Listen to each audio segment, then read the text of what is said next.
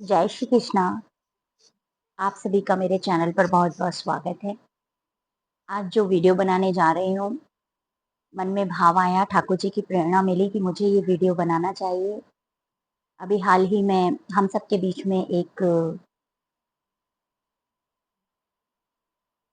व्यक्ति का नाम जुड़ा है, आया है कि वो भगवान श्री हरि के नाम के आड़ में कुछ गलत कृत्य कर रहा था। वो ऑनलाइन सत्संग करते थे और भगवान का नाम जप करवाते थे और सब वगैरह-वगैरह। और फिर इंजीनियरिंग के स्टूडेंट थे और लड़कियों को झांसे में लेकर गलत कृत्यों को अंजाम देते थे। तो उस वीडियो को देखने के बाद न जाने कितने लोगों की को आहत मिला होगा, कितने लोगों के फीलिंग्स हर्ट हुई होंगी, समझ सकती हूँ। और ख़ास तौर से उन लोगों की फीलिंग्स हर्ट हुई होंगी जो ईश्वर से जुड़े हुए हैं। हम नहीं जान पाते कि कौन सही है, कौन गलत है, लेकिन ऐसा बिल्कुल नहीं है। हमारी जो अंतरात्मा है वो फर्स्ट ऑफ ऑल हमको डायरेक्शन देती है, वो हमको रोकती है जब हम कुछ गलत रास्ते पर जा रहे होते हैं या हम गलत लोगों से मिल रहे होते हैं, वो हमको संकेत करती है। लेकिन वहाँ कुछ उसकी आवाज़ को अनसुना कर देते हैं, कभी अपने भूल में या कभी अपने मतलब के लिए, मतलब को सिद्ध करने के लिए, यानी हम ही गलत होते हैं। या फिर कभी हमसे चूक भी हो जाती है, तो हम उसकी आवाज़ को दबा देते हैं, नहीं, नहीं, नहीं, ऐसा नहीं है, ये तो गलत है। लेकिन इस बात को आप 100% सही मानिए कि जो अंतरात्मा होती है, उसकी आवाज़ ईश्वर की आवाज़ होती है। वो आत्मा परमात्मा का ही अंश है। सेकंड थिंग इज़ दैट कि इस वीडियो को बनाने के लिए पीछे कि अभी मैंने एक और वीडियो देखा था जिसमें एक महिला थी, वो कह रही थी कि कुछ मत करो, बस नाम जप करो, राधा नाम लो, सब कुछ हो जाएगा, बैठो फालतू ऐसे ही बस राधा नाम लो, सब कुछ हो जाएगा। तो आई डोंट नो कि इस वीडियो को बनाने के पीछे कौन थी वो? क्योंकि आजकल फेक आईडी से बहुत सारे वीडियो बनाए जा सकते हैं, अकाउंट्स बनाए जा सकते हैं। हो सकता है वो अपने हमारे धर्म को गलत साबित करने के लिए इस तरीके के विचार प्रकट कर रही थी। हो सकता है, या हो सकता है कि वो ईश्वर को नहीं मानती हों, इस तरीके से आधे-अधूरे ज्ञान के साथ में वो इस वीडियो को लेके आई। तो अपनी न्यू जनरेशन को हमें ईश्वर के प्रति प्रेरित करना है, यंगस्टर्स को ईश्वर से जोड़ना है। और ऐसा बिल्कुल नहीं है कि आप राधा नाम जप करें, कृष्ण नाम जप करें या अपने इष्ट देव का नाम जप करें और कुछ मत करें, बस बैठ जाएँ, फालतू रहें, नाम जप करवाएँ, कीर्तन करवाएँ, भागवत कथा करवाएँ, भागवत जी सुनें और ये सब करें और बैठ जाएँ फालतू। ऐसा बिल्कुल नहीं। कोई भी ग्रंथ ऐसा नहीं कहता है। सबसे पहले तो बहुत फेमस ग्रंथ है सनातन धर्म का श्रीमद् भगवत गीता। गीता जी में भगवान श्री कृष्ण ने स्वयं अर्जुन को प्रेरित किया था कर्म करने के लिए, जब वो युद्ध से भाग रहे थे, डर रहे थे, उनका हृदय कांप रहा था। तो उन्होंने प्रेरित किया था कि ये तुम्हारा धर्म है, तुम क्षत्रिय हो, युद्ध करना तुम्हारा धर्म है। भगवान ने कहीं भी नहीं कहा है कि अपने धर्म से हटकर कार्य करिए। भगवान ने नहीं कहा है कि मेरा नाम जाप करिए और बैठ जाइए, कुछ कर्म नहीं करिए। कर्म करना प्रथम उद्देश्य। आप कुछ भी नहीं करेंगे तब भी कोई ना कोई कर्म हो रहा होगा। सेकंड थिंग इज दैट कि अभी हाल ही में एक बहुत फेमस पर्सनैलिटी हमारी संज्ञान में आई हैं, विराट कोहली जी, जो प्रेमानंद जी महाराज जी से जुड़ी हैं और महाराज जी ने उनको अपना गुरु मंत्र दिया या शरणार्थी मंत्र दिया या जो भी राधा नाम जप करने के लिए बोला है। तो क्या गुरुदेव ने उनको आदेश दिया है कि आप कुछ मत करिए, आप क्रिकेट मत खेलिए, आप कोई वीडियो मत बनाइए, कुछ मत करिए, बस बैठ जाइए और राधा नाम जप करिए, सब कुछ हो जाएगा? क्या महाराज जी ने ऐसा बोला?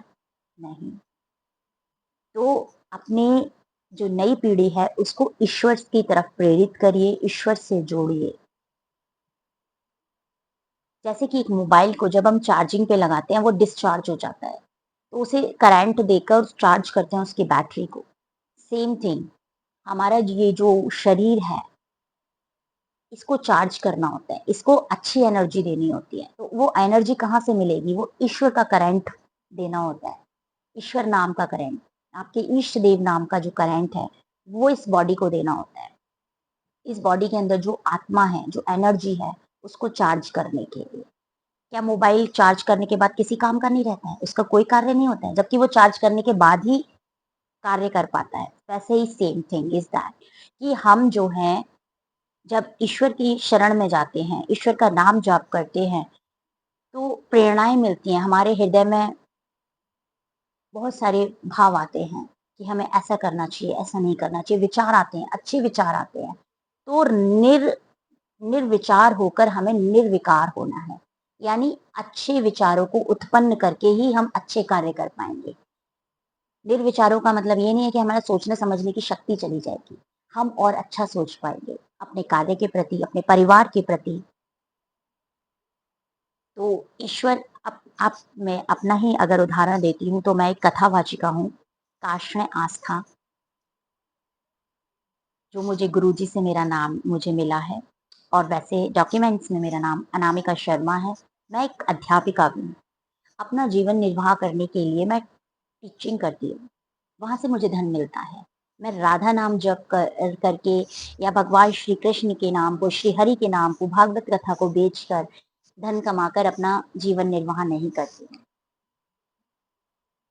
हाँ, ये बात एक आती है कि जब हम इतने बिज़ी हो जाते हैं कि हमको बहुत सारी कथाएँ मिलने लग गईं, वहाँ से जो हमें धन आ रहा है, उससे हम अपना जीविका भी चला रहे हैं और साथ में ब ईश्वर का नाम भी पढ़ रहे हैं और पढ़वा रहे हैं।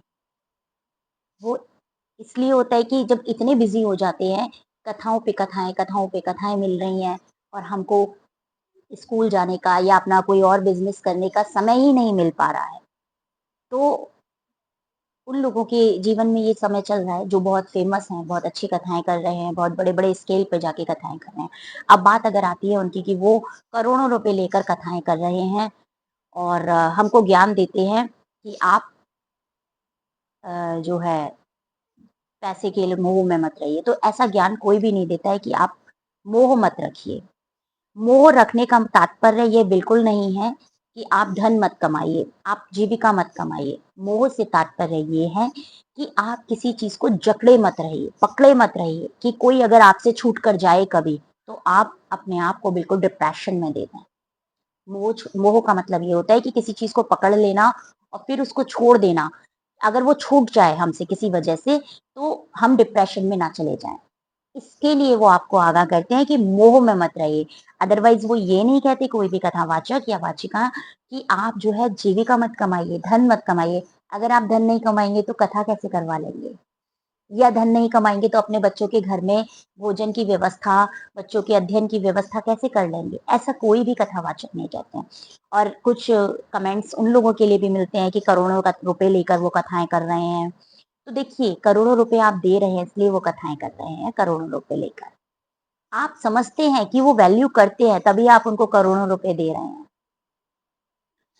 आप मत दीजिए, मत बुलाइए, वो आपको घर पे बोलने तो नहीं आ रहे कि आप हमें बुलाइए। तो कहीं पे भी बस मेरा इस वीडियो को बनाने का मतलब एक यही है, कहीं पर भी आप बुराई मत देखिए। आप जब दूसरों में बुराइयाँ देखना शुरू करते हैं, तो अपने आप को खो देते हैं। सिर्फ हम क्या गलत कर रहे हैं, उसको हमें सुधारना है, ये देखिए।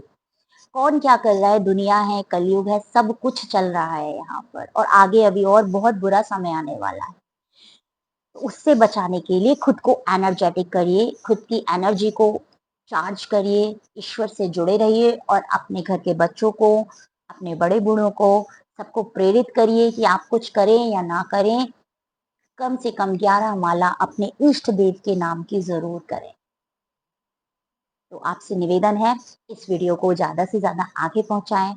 मेरी बात से अगर सहमत हो तो, क्योंकि इस वीडियो को बनाने का सिर्फ़ और सिर्फ़ मेरा एक ही उद्देश्य था कि जो कलयुग में चल रहा है, उसको सबको नज़रअंदाज करके अपने दिमाग को खोलकर, कानों को खोलकर, अपनी आत्मा की आवाज़ सुनते हुए श्री हरि के चरणों से जुड़े रहिए और जीविका चलाने के लिए आप जो कुछ भी कार्य कर रहे हैं, उसमें लगन के साथ में, मेहनत के साथ में आगे बढ़िए। अपने कर्तव्यों से, दायित्वों से पीछे मत हटिए। जय श्री कृष्णा। अपनी वाणी को यहीं विराम देती हूँ। फिर मिलते हैं एक नई वीडियो के साथ में।